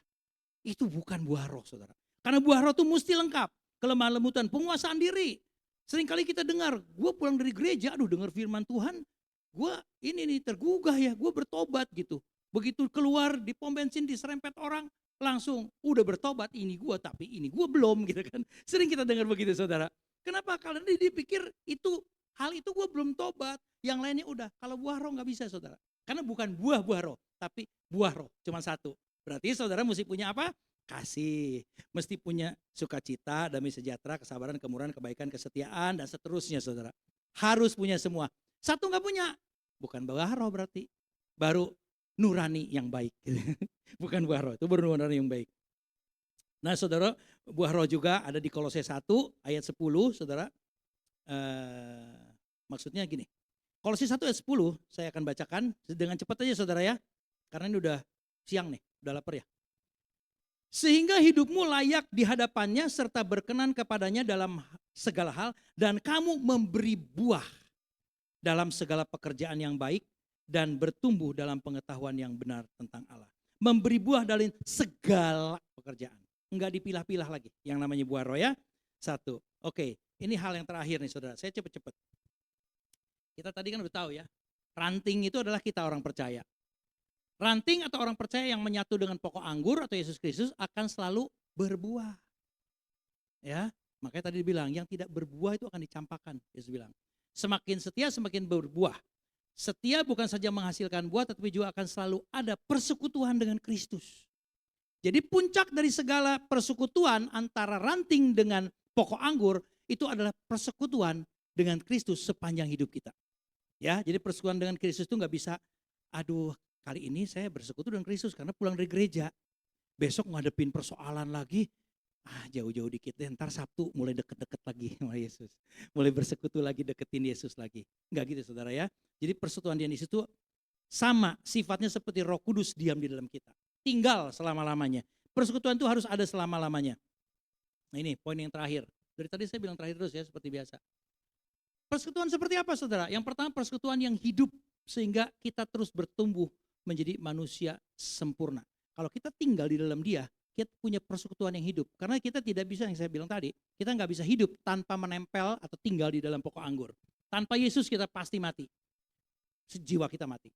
Persekutuan yang penuh kasih sehingga kita dapat menikmati kasihnya. Seringkali kita orang Kristen tidak merasakan kasih Tuhan. Ya, makanya nggak bersyukur. Itu karena persekutuan yang penuh kasih itu kita belum miliki. Tapi di sini enggak ya. Yang ketiga, persekutuan yang kekal. Ini kesimpulan dari semua. Persekutuannya harus kekal. Yang manapun poinnya, dia harus kekal. Kalau kita sudah memiliki persekutuan yang kekal, kekal itu apa artinya? Gak ada batas waktunya. Sampai kekekalan kita dipanggil Tuhan pun, kita bersama dengan dia. Dia selalu kita bersekutu dengan dia. Sampai kapanpun. Oleh karena itu kita tidak akan merasa apa di sini. Tidak akan perlu takut. Ya, kenapa? Karena yang paling ditakuti oleh manusia, sejago apapun juga adalah kematian. Kalau kita sudah dalam Kristus, bersekutu dengan Kristus untuk selama-lamanya, gak usah takut.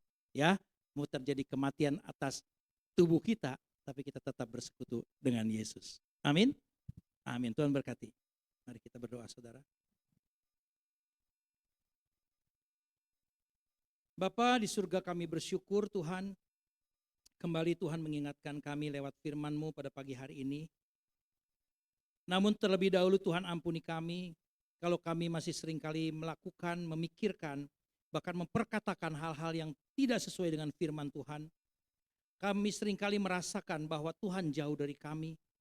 Kami seringkali merasakan bahwa proses pembersihan, pemangkasan itu menjadi sesuatu yang tidak dikehendaki oleh-Mu ya Tuhan.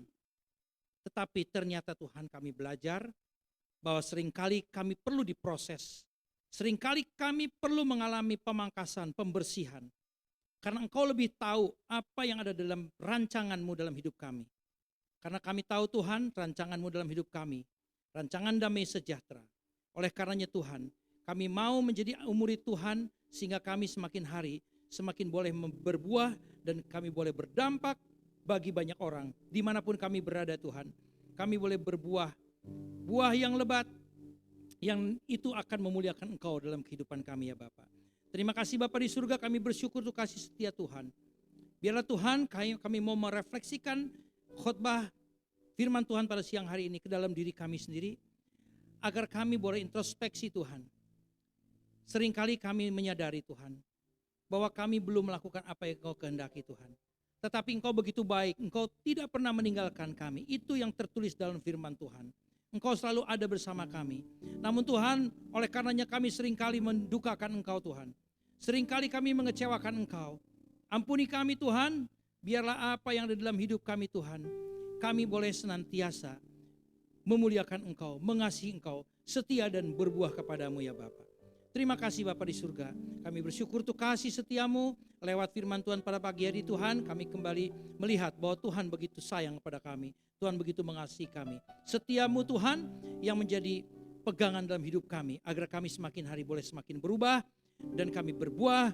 Dan juga melaluinya Tuhan, nama Tuhan dipermuliakan melalui kehidupan kami. Dan kami boleh menjadi berkat dimanapun kami berada. Terima kasih Bapa di surga. Kami bersyukur untuk kasih setiamu lewat firman Tuhan pada pagi hari ini. Di dalam nama Yesus, hamba berdoa dan bersyukur. Mari semua kita yang percaya katakan, amin. Tuhan berkati saudara.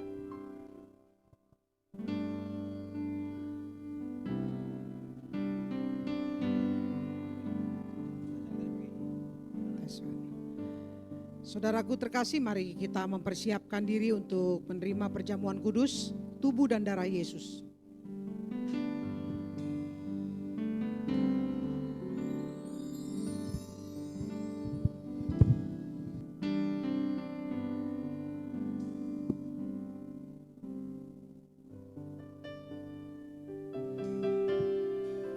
Kita angkat pujian karena salibmu.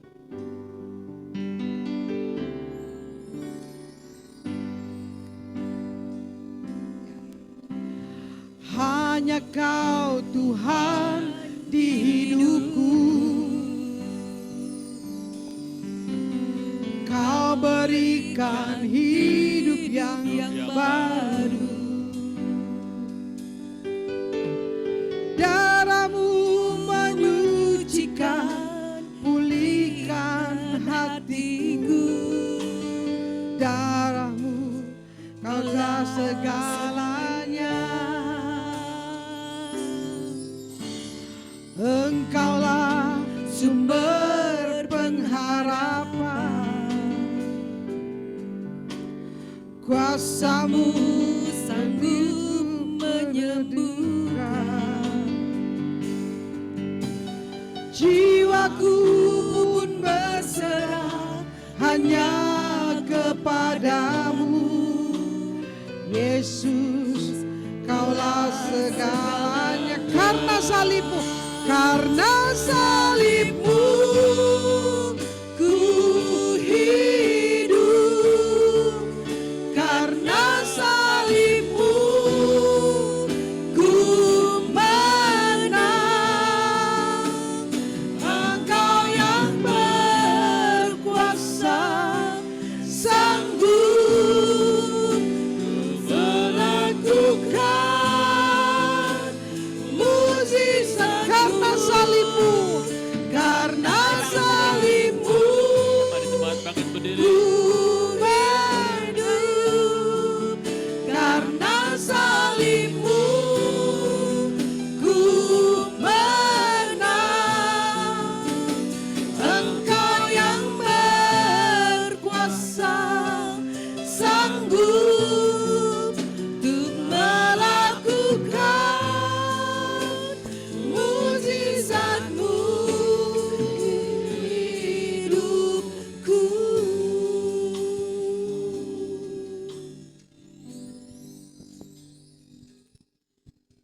Bapa kami yang di surga, kami datang ke hadirat-Mu pada siang hari ini ya Tuhan. Kami telah mendengarkan firman-Mu ya Tuhan. Biar firman-Mu tertanam di hati dan pikiran kami. Biar kami mengerti semua akan kehendak-Mu. Biar kami menjadi pelaku-pelaku firman-Mu ya Tuhan. Sebentar Tuhan, kami mau bersatu hati menerima perjamuan asa yang kudus ini, roti dan anggur ini ya Tuhan. Sebelumnya Engkau ampuni kami ya Tuhan. Kau kuduskan kami, layakkan kami di hadapan-Mu ya Tuhan. Biar banyak jiwa-jiwa anak-anak-Mu ya Tuhan yang telah menjauh, Tuhan tarikan kembali. Biar Tuhan beri ketekunan pada mereka. Tuhan beri mereka lebih setia lagi akan Engkau ya Tuhan. Sebentar tubuh dan darah-Mu ini ya Tuhan bersatu dengan kami ya Tuhan. Sebelumnya kami mau juga berdoa untuk roti dan anggur ini ya Tuhan. Biar sebentar juga dibagikan kepada kami ya, semua jemaat-jemaat-Mu. Biar kami bersatu hati dengan Engkau ya Tuhan. Kami selalu ada di dalam Engkau ya Bapa. Kami selalu melekat padamu ya Tuhan. Apapun yang kami hadapi ini ya Tuhan, Tuhan lebih mengetahui semua ya Tuhan. Kau selalu kuduskan kami ya Tuhan, layakkan kami. Kami berdoa dalam perjamuan asa yang kudus ini ya Tuhan, anggur dan roti ini ya Tuhan, di dalam nama Tuhan kami Yesus Kristus, Allah Bapa, Allah Anak, Allah Roh Kudus, di dalam nama Tuhan kami. Kau yang menguduskan perjamuan kudus ini, biar dibagikan pada kami semua, biar kami selalu menempel pada Engkau ya Tuhan, melekat padamu ya Bapa. Apapun permasalahan kami, Tuhan selalu yang membukakan jalan semua ya Tuhan. Inilah doa kami ya Tuhan, di dalam nama Tuhan kami Yesus Kristus, kami telah berdoa dan mengucap syukur. Haleluya. Amin. Karena salibmu ku hidup, karena salibmu ku menang. Engkau yang berkuasa, sanggup untuk melakukan mujizat-Mu. Karena salibmu ku hidup, karena salibmu ku menang. Engkau yang berkuasa, sanggup untuk melakukan mujizat-Mu. Mari saudara kita bangkit berdiri bersama. Sekali lagi angkat pujian ini, karena salibmu. Karena salibmu ku hidup, karena salibmu ku menang.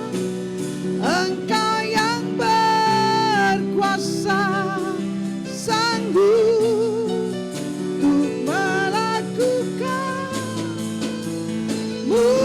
di hidupku, di hidupku.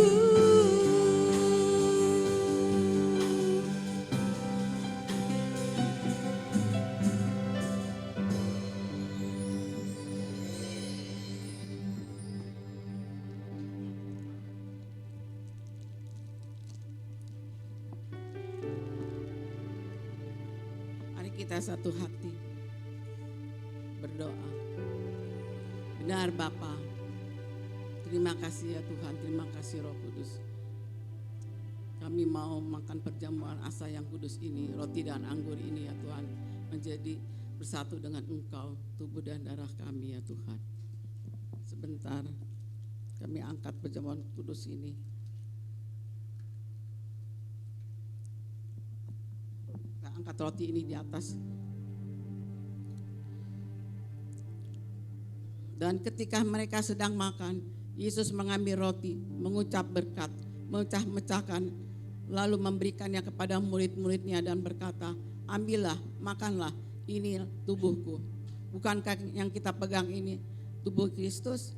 Amin. Mari kita makan bersama dalam nama Tuhan Yesus Kristus.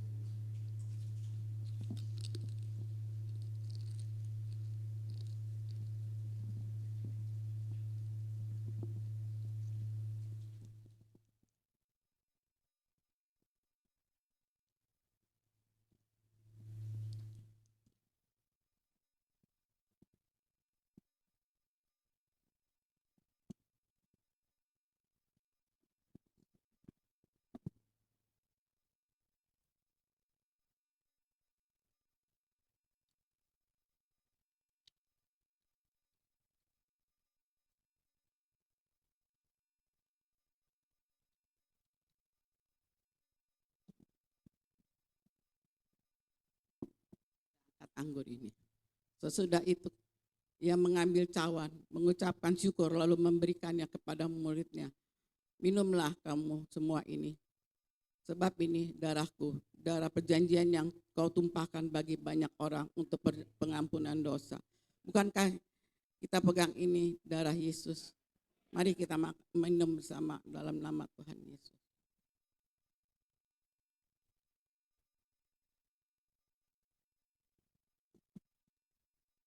Terima kasih ya Tuhan, terima kasih Roh Kudus, terima kasih.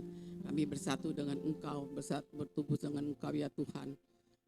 Apapun yang Kau minta Tuhan, anak-anak-Mu ini ya Tuhan, Kau dengar semua ya Tuhan. Apapun permasalahan mereka, Engkau jawab dalam pergumulan mereka ya Tuhan. Kau juga berkati mereka semua ya Tuhan, apapun yang mereka kerjakan ya Tuhan. Inilah doa kami ya Tuhan, yang kami sampaikan pada siang hari ini di hadapan-Mu. Biar kami selalu bersatu dengan Engkau. Di dalam nama Tuhan kami telah berdoa dan mengucap syukur. Haleluya. Amin. Silakan siapa yang mau maju ke depan membawa persembahan.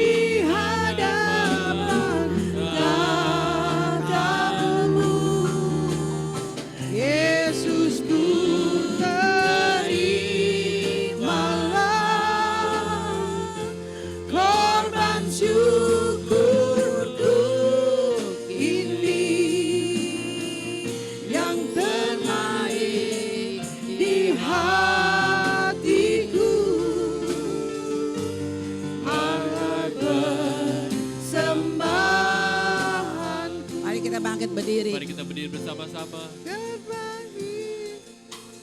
Hatiku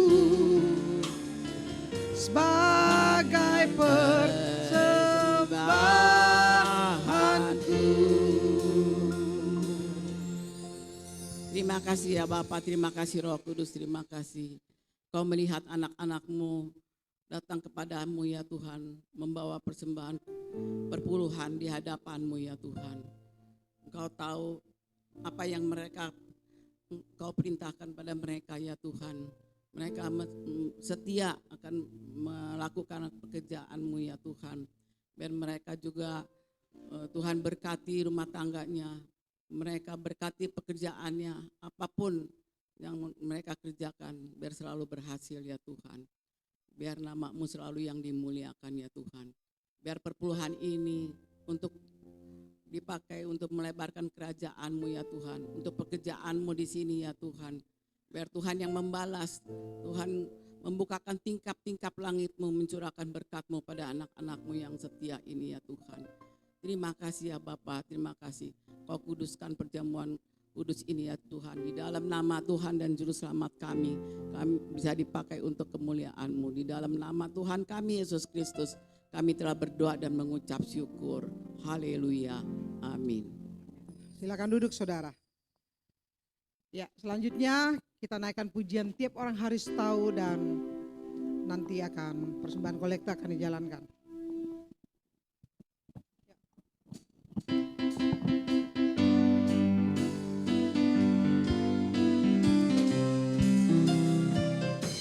Tiap orang harus tahu, tiap orang harus tahu, tiap orang harus tahu siapa Yesus. Tiap orang harus tahu, tiap orang harus tahu, tiap orang harus tahu, tiap orang harus tahu siapa Yesus.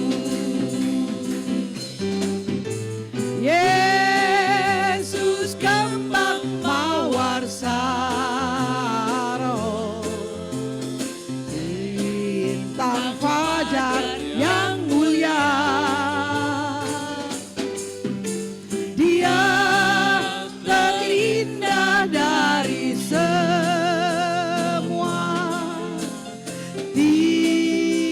Mari bangkit berdiri kita. Tiap orang harus tahu. Tiap orang harus tahu. Amin. Tiap orang harus tahu. Haleluya. Tiap orang harus tahu. Siapa Yesus? Siapa Yesus? Tiap orang harus tahu. Tiap orang harus tahu. Amin. Tiap orang harus tahu. Tiap orang harus tahu. Siapa Yesus? Yesus kembang mawar Saron, bintang fajar yang mulia, yang terindah dari semua. Tiap orang harus tahu. Tiap orang harus tahu. Tiap orang harus tahu. Tiap orang harus tahu. Tiap orang harus tahu. Tiap orang harus tahu. Tiap orang harus tahu. Tiap orang harus tahu siapa Yesus. Siapa Yesus. Tiap orang harus tahu. Haleluya. Orang harus tahu. Oh, tiap orang harus tahu siapa Yesus.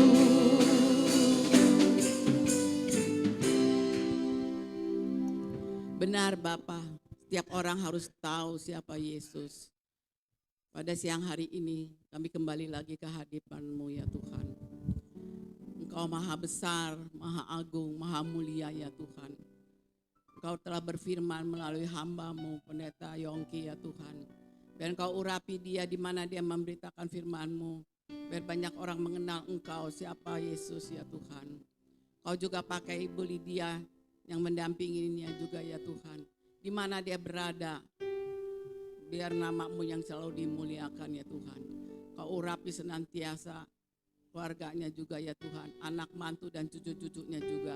Semua dalam pelayanannya juga Tuhan berkati. Di mana dia berada ya Tuhan. Terima kasih ya Bapa, terima kasih Roh Kudus. Kami juga pada siang hari ini berdoa. Di mana anak-anak-Mu pada siang hari yang tidak hadir maupun yang sakit, Tuhan jamah, Tuhan sembuhkan mereka, apapun segala penyakit mereka, Tuhan lawat mereka ya Tuhan. Yang dalam kekurangan juga Tuhan cukupi, yang telah menjauh Tuhan tarikan kembali ya Tuhan. Biar mereka lagi lebih setia lagi akan mengikut Engkau ya Tuhan. Bapa, kami juga semua yang hadir pada siang hari ini, Tuhan juga berkati apapun permasalahan mereka, Tuhan beri jalan keluar. Tuhan beri kekuatan pada mereka. Mereka telah mendengar firman-Mu. Biar firman-Mu itu tertanam di hati dan pikiran mereka ya Tuhan. Biar mereka lagi lebih setia lagi mengikut Engkau ya Tuhan. Apapun dalam pencobaan ini ya Tuhan. Tuhan yang selalu memberi kekuatan, memberi kemenangan pada anak-anak-Mu ya Tuhan. Sebentar kalau kami dijamu makan yang telah tersiap. Kuduskan makanan ini ya Tuhan. Dan menjadi kesehatan kami yang sempurna. Berkati tangan-tangan yang telah menyiapkan ya Tuhan. Kami juga berdoa untuk semua pengerja maupun pelayan-pelayan-Mu pada siang hari ini ya Tuhan. Kau pakai lagi lebih heran lagi ya Tuhan. Kau urapi mereka semua lebih setia lagi juga ya Tuhan. Terima kasih ya Bapa. Kalau kami juga usai dari tempat sini, kemana kami pergi maupun dalam perjalanan kami, Tuhan selalu memimpin kami, menjagai kami sampai di rumah dengan selamat, tidak kekurang satu apapun. Selalu dalam pengawalan-Mu, selalu dalam kesehatan yang Kau berikan dalam kekuatan kami ini ya Tuhan. Inilah doa kami yang kami sampaikan pada siang hari ini di hadapan-Mu. Di dalam nama Tuhan kami Yesus Kristus, kami telah berdoa dan mengucap syukur. Mari kita angkat kedua belah tangan kita menerima berkat dari Allah Bapa. Damai sejahtera dari Allah Bapa, kasih sayangnya Yesus Kristus, persekutuannya dengan Roh Kudus, dari sekarang sampai Maranatha, Tuhan datang menjemput kita di awan-awan. Bapak, terima kasih. Terima kasih Yesusku, buat anugerah yang Kau beri. Bapa ini Tuhan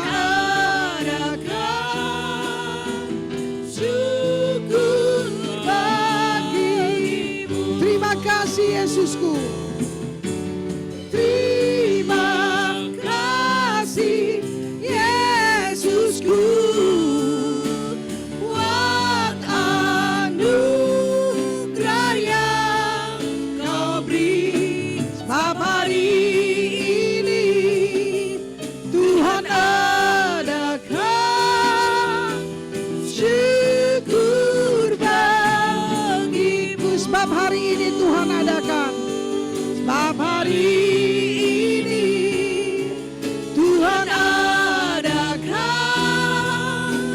syukur bagimu. Sebab hari ini Tuhan adakan. Sebab hari ini Tuhan adakan syukur bagiku.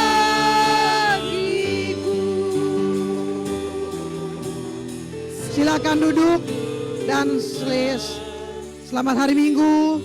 Silakan bersaat teduh dulu. Setelah itu kita ada acara makan. Bapak Ibu Saudara, saya membawa flash disk isi 55 lagu album saya. Nanti bisa dimiliki di depan ya bagi yang berminat. Tuhan memberkati.